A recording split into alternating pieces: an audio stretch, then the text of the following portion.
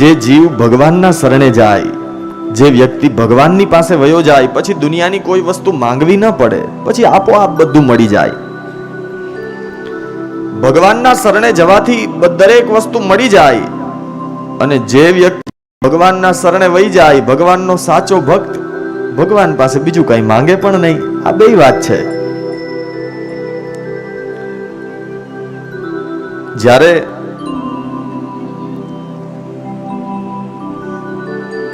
ભગવાન સ્તંભમાંથી પ્રગટ થઈ પ્રહલાદજીને બચાવવા માટે આવ્યા અને હિરણ્યકશિપુનો ઉદ્ધાર કરી પ્રહલાદજીની રક્ષા કરી, પછી નૃસિંહ ભગવાને પ્રહલાદજીને બહુ કીધું કે કંઈક માંગી લ્યો, કંઈક વરદાન માંગો. પ્રહલાદજી કહે કે નહીં પ્રભુ, તમારા દર્શન થઈ જાય પછી બીજું શું માંગવાનું હોય, મારે કઈ નથી જોતું. ભગવાને ફરી પાછો આગ્રહ કર્યો કે તમારી જે કામના હોય એ માંગો, તમારી જે ઈચ્છા હોય એ માંગો. તો કે નહીં ભગવાન, તમે મળી જાઓ પછી શેની ઈચ્છા હોય. અને કદાચ મને તો એક વાતનું દુઃખ છે કે મારા માટે થઈને તમારે જન્મ લેવાનો પણ તમારી પાસે સમય ન રહ્યો. અને હું તો એક સામાન્ય જીવ છું, સામાન્ય બાળક છું. મારા માટે થઈને મારા પ્રભુએ જન્મ લેવાની પણ રાહ ન જોઈ, સ્તંભ ફાડીને પ્રભુને પ્રગટ થવું પડ્યું. આ વાતનું દુઃખ છે. પણ છતાંય ભગવાન પ્રસન્ન થાય, ભગવાન રાજી થાય એટલે કંઈક તો આપે જ. વળી પાછું કીધું, પ્રહલાદજી તમારી જે કામના હોય, જે ઈચ્છા હોય માંગી લો ને. પ્રહલાદજી કહે પ્રભુ, જો આપવું હોય ને, મારી કામના પૂરી કરવી હોય તો બસ હું એટલું જ માંગુ છું, મારા હૃદયમાં જે કામના હોય ને એ કામનાને જ ઉખેડીને બહાર ફેંકી દો, મારી ઈચ્છાઓને જ પૂરી કરી દો. મારા હૃદયમાં કોઈ ઈચ્છા રહેવી જ ન જોઈએ. પ્રભુ તમારા દર્શન થઈ જાય પછી બીજું શું માંગવાનું હોય. અને એટલા માટે મહાપુરુષો કહે છે એક ભગવાનનો સાચો ભક્ત ઈ જ છે કે જે ભગવાન પાસે કઈ અપેક્ષા ન રાખે, ભગવાન પાસે કઈ ઈચ્છા ન રાખે.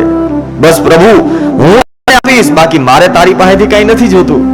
જેમ આપણે જ બોલીએ છીએ ને, બે હાથ મારા ફેલાવું તો તારી ખુદાઈ દૂર નથી, પણ હું માંગુ અને તું આપ, એ વાત મને મંજૂર નથી. અને જ્યારે ભક્તના હૃદયમાં સાચો પ્રેમ હોય, ભક્તના હૃદયમાં સાચો ભાવ હોય તો ભગવાન ભક્તની કામનાને પૂરી કરવા માટે દરેક ઈચ્છાઓ પૂરી કરે. મહાભારતમાં તો ત્યાં સુધી કીધું છે કે જ્યારે દ્રૌપદીજી ભીષ્મ પિતામહની પાસે આશીર્વાદ લેવા માટે જતા હતા ને, તો હવે રાતનો સમય હતો, ભગવાનને ખબર હતી કે દ્રૌપદીજીના ચપ્પલનો અવાજ આવશે ને તો ભીષ્મ પિતામહ ઓળખી જાય કે આ ભાનુમતી નહીં, આ તો દ્રૌપદી છે. એટલે પછી ચપ્પલનો અવાજ આવતો હતો એટલે દ્રૌપદીજીને કીધું, દ્રૌપદીજી ચપ્પલ કાઢી નાખો, તમારા ચપ્પલનો અવાજ આવે છે. ભીષ્મ પિતામહને ખબર પડી જશે. દ્રૌપદીજીએ ચાંખડી ચપ્પલ ઉતાર્યા. મહાભારત તો એવું કહે ત્યારે એ ચપ્પલ ભગવાને હાથમાં લઈ લીધા હતા. ભક્ત માટે થઈને પરમાત્મા કંઈ પણ કરી શકે. દ્રૌપદીના ચપ્પલ પણ ભગવાને હાથમાં લઈ લીધા. પણ દ્રૌપદી જેવો ભાવ જોઈએ, એના જેવો પ્રેમ જોઈએ. બસ ભગવાનને માંગો. દુનિયાની અંદર છે ને બે પ્રકારના ભક્તો હોય.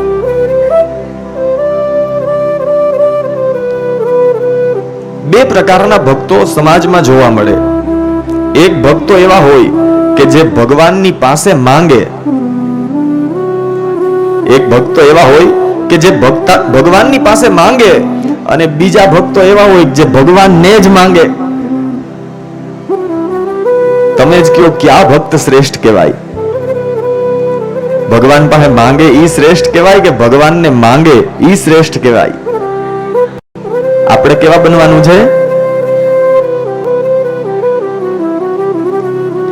પણ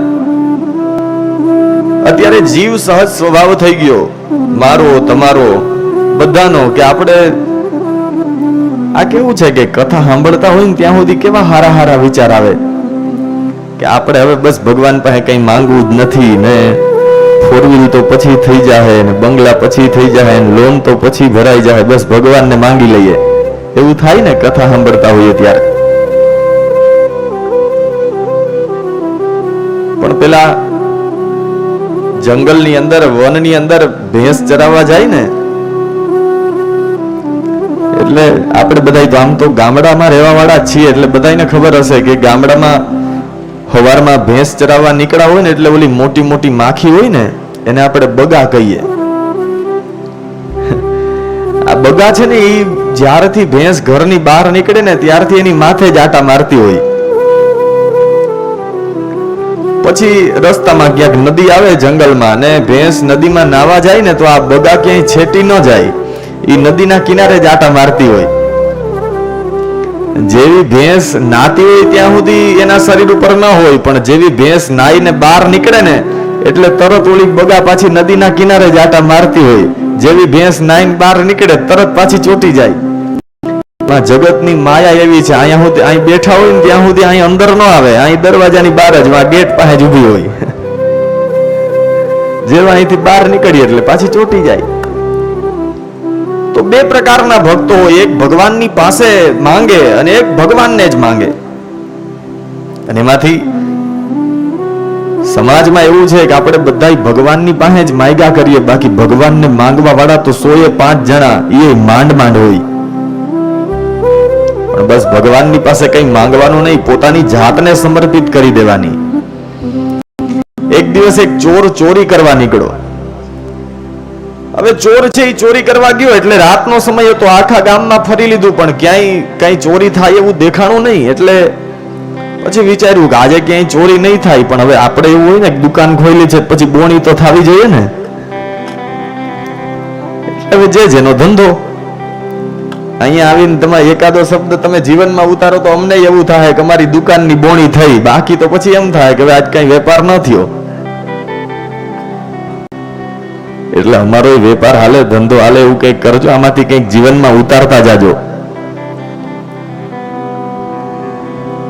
એટલે ચોર છે એ ચોરી કરવા નીકળો, પણ આજે બીજી કોઈ વસ્તુની ક્યાંય ચોરી ન કરી હકો, ક્યાંય ચોરી કરવાનું સ્થાન ન મળ્યું. એટલે પછી ગામની બહાર નીકળો તો નદીને સામે કાંઠે એક શિવ મંદિર હતું. શિવ મંદિર જોયું એટલે ચોરને મનમાં એમ થયું કે હવે બીજે ક્યાંય ગામમાં તો ચોરી ન થઈ, પણ હવે આ શિવજીના મંદિરમાં જાઓ, ત્યાં કંઈક દાન પેટી હોય કે કંઈક સારું હશે તો ઈ ચોરી લઈશ. ચોર છે એ શિવ મંદિરમાં ચોરી કરવા માટે ગયો, પણ હવે દ્વારિકાધીશનું મંદિર હોય કે કોઈ પરમાત્માનું મંદિર હોય તો ત્યાં કંઈક ભગવાન સોનાના ઘરેણા પહેરે. હવે આ શિવ મંદિરમાં તો બીજું શું હોય? એટલે ચોર જેવો શિવ મંદિરમાં ગયો તો ખાલી એક ભગવાનની આરતી ઉતારવાનું ધૂપિયું હતું, ટકોરી હતી, અને બાકી તો ડમરું ને એવું ભગવાન શિવ પાસે બીજું શું હોય? ચોર વિચાર કરે કે હવે અહીંયા આવ્યો તો અહીંયા કઈ ચોરી કરાય એવું નથી. પણ જ્યાં શિવલિંગની ઉપર જોયું ને તો ઓલી જલાધારી જે ત્રાંબાની હોય ને, જેમાંથી ભગવાન શિવજી ઉપર જલની ધારા થતી હોય, એટલે ચોરને મનમાં એમ થયું કે હવે બીજું તો કઈ ચોરી કરવા જેવું નથી, પણ આ જલાધારી ત્રાંબાની છે ને એના કઈક સારા પૈસા આવશે એટલે જલાધારી લેતો જાવ. એટલે ચોર છે એ શિવલિંગ પાસે ગયો ને આમ જલાધારી આંબવાની કોશિશ કરી, પણ આંબી ન હઈકો. પછી આજુબાજુમાં જોયું તો ક્યાંય ટેબલ નહોતું, એટલે કીધું કે હવે એમનેમ જાવું એના કરતા જલાધારી તો લઈને જ જવું છે. એટલે બહુ આમ ઊંચો થઈને જલાધારી આંબવાની કોશિશ કરી, પણ અંબાણી નહીં. એટલે પછી જે ભગવાન શિવજીનું જે શિવલિંગનું થાળું હતું, જે બાણ હતું, આ શિવલિંગના થાળાની ઉપર પગ દીધા. શિવલિંગના થાળા ઉપર પગ દઈને જ્યાં ઓલી જલાધારી આંબવા જાય તોય ન અંબાણી. એટલે પછી વિચાર્યું કે હવે જલાધારી તો લઈને જ જાવી છે, એટલે બીજી કોઈ વસ્તુ ન મળી, એટલે શિવલિંગની માથે બે પગ દીધા અને ભગવાન શિવજીની માથે પગ દઈ અને જલાધારી આંબીને જ્યાં નીચે ઉતરો, જ્યાં જલાધારી ઉતારી નીચે મંદિરની બહાર જતો હતો ને ત્યાં જોરદાર અવાજ થયો, શિવલિંગ ફાટી અને એમાંથી સાક્ષાત ભગવાન શિવજી પ્રગટ થયા. એટલે બોલો ચોર તો બી ગયો, ભગવાન ક્રોધિત થયા છે મેં એના મંદિરમાં ચોરી કરી એટલે. પણ ત્યાં તો ભગવાન શિવજી શિવલિંગ માંથી બહાર નીકળીને ચોરને કહે, માંગ, આજ તારી ઉપર પ્રસન્ન થયો છું, તારે શું જોઈએ? એટલે ચોર વિચારમાં પડ્યો, હું તો ચોરી કરવા આવ્યો તો તોય ભગવાન પ્રસન્ન થયા. એટલા કાયમ આખો શ્રાવણ મહિનો ડોલની ડોલ રહેતા હોય તોય ભગવાન દર્શન નથી આપતા, અને મેં તો પગ દીધા તોય.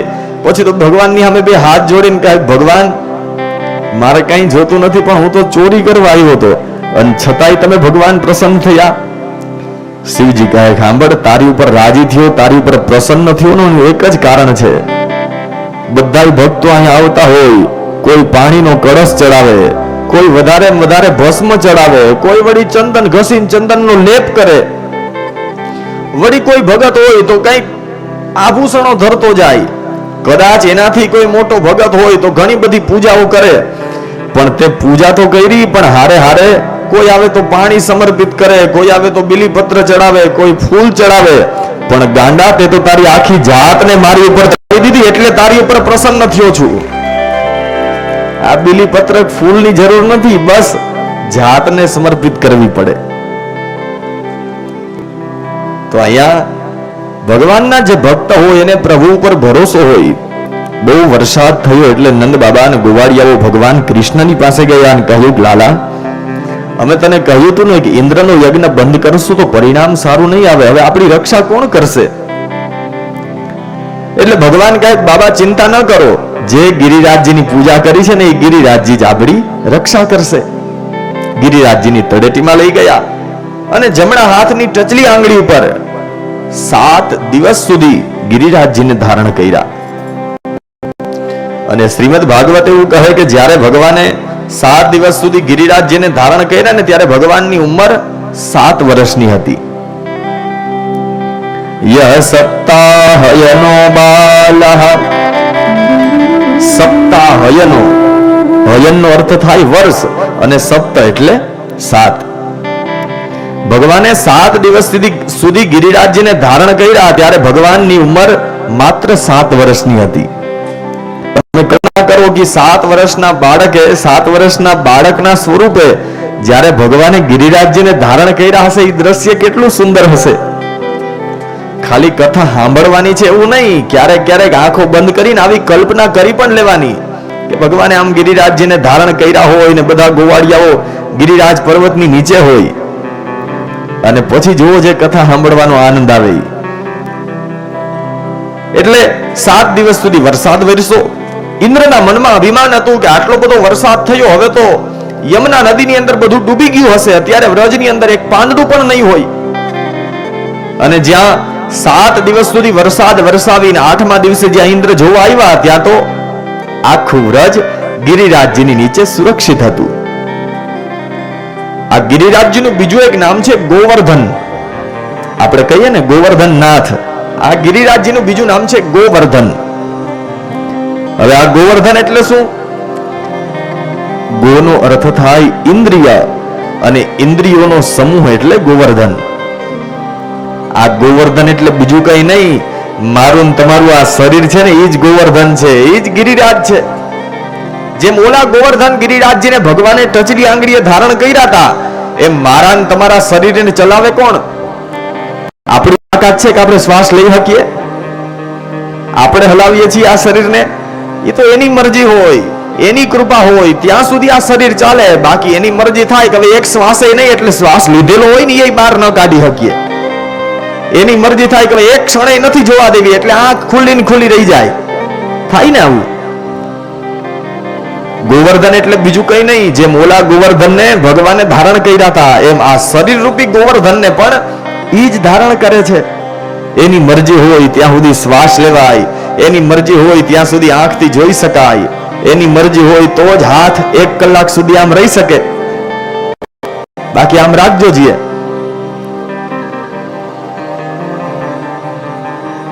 એટલે ગોવર્ધન એટલે બીજું કઈ નહીં, મારું તમારું શરીર છે એ જ ગોવર્ધન છે. અને બીજો ઉપાય, બીજો સાર કથાનો ઈ છે કે જ્યારે જ્યારે મુશ્કેલી આવે, દુઃખ આવે, ત્યારે બીજા કોઈના શરણે જવા કરતા પરમાત્માના શરણે જાવ. વરસાદ વરસતો તો જ્યાં સુધી બધાએ પોતાની રીતના બચવાના પ્રયત્ન કર્યા ને ત્યાં સુધી કોઈ બચી ન શક્યું. વરસાદમાં બધું તણાવા લાગ્યું, પણ જેવા ભગવાનના શરણે ગયા, રક્ષા થઈ ગઈ, રક્ષણ મળી ગયું. આના દ્વારા કૃષ્ણએ મને તમને એ સમજાયું, જ્યારે દુઃખ આવે, મુશ્કેલી આવે, ત્યારે દુનિયાના શરણે જવા કરતા મારી પાસે આવી જાઓ. તમારા ગિરિરાજજી જેવા દુઃખ હશે ને તો ટચલી આંગળીએ ઉપાડી લઈશ. मेरे सिर पर रख बनवारी अपने दोनों ये हाथ, देना हो तो दीजिए जन्म जन्म का साथ. બસ ભગવાનની પાસે જઈને ખાલી એટલું માંગવાનું, ભગવાન તારી પાસે બીજું કંઈ નથી જોતું, પણ બસ દરેક જન્મમાં તારી ભક્તિ થાય. આ દુનિયાની ધન દોલત ને સંપત્તિ માંગીને શું કરું? બસ તમે અમને મળી જાવ એટલે બધું આવી ગયું. 7 દિવસ સુધી ગિરિરાજજીને ધારણ કરી અને પછી જ્યારે 8મા દિવસે ઇન્દ્રએ જોયું કે આખું વ્રજ તો ગિરિરાજજીની નીચે સુરક્ષિત છે.